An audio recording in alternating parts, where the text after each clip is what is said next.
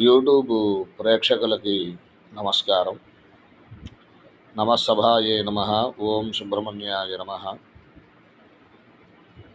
ఇవాళ మనం ఎంతో సంపాదిస్తూ ఉంటున్నాం, ఎంతో ఖర్చు పెట్టుకుంటూ ఉంటున్నాం.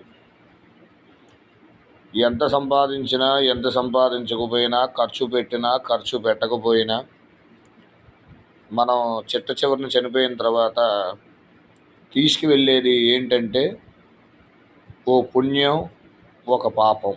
ఈ రెండు మాటల్ని మనం పైకి తీసుకువెళ్తాం. అలా తీసుకువెళ్ళిన తర్వాత అయ్యో మనం బంగారం పెట్టుకున్నాం అన్న ఏదో ఒక ఆలోచన వస్తూ ఉంటుంది. కానీ మనం సంపాదించిన దాంట్లోనే ఇవాళ ఒక 100 రూపాయలు సంపాదిస్తే ఒక 10 రూపాయలు దానం చేయాలి. ఎవరికి దానం చేయాలి? వృద్ధులకు దానం చేయాలి.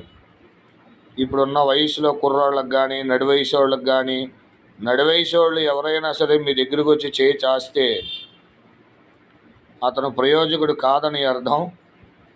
అతను ఆ రూపాయి తీసుకువెళ్ళి మందు తాగుతాడని అర్థం. అందుకని కదలలేని ముసలి వాళ్ళు ఎవరైనా ఉంటే వాళ్ళకి కాస్త మనం దాన ధర్మాలు చేస్తూ ఉంటే మనం పుణ్యం అనే ఖాతాలో కాస్త 4 రాళ్ళు వెనకాల వేసుకుంటూ ఉంటాం. 4 రాళ్ళు వెనకాల వేయటం అంటే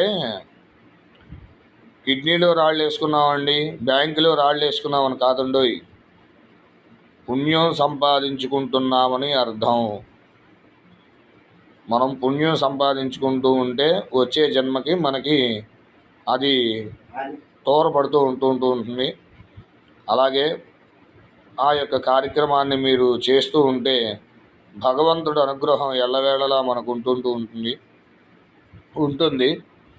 అది గమనించండి అందరూ కూడా. నేను ఈ మంచి మాట మీకు చెప్పాలని నేను మీకు చెప్పగలుగుతున్నాను. నమస్సభాయే నమః. ఉంటాను.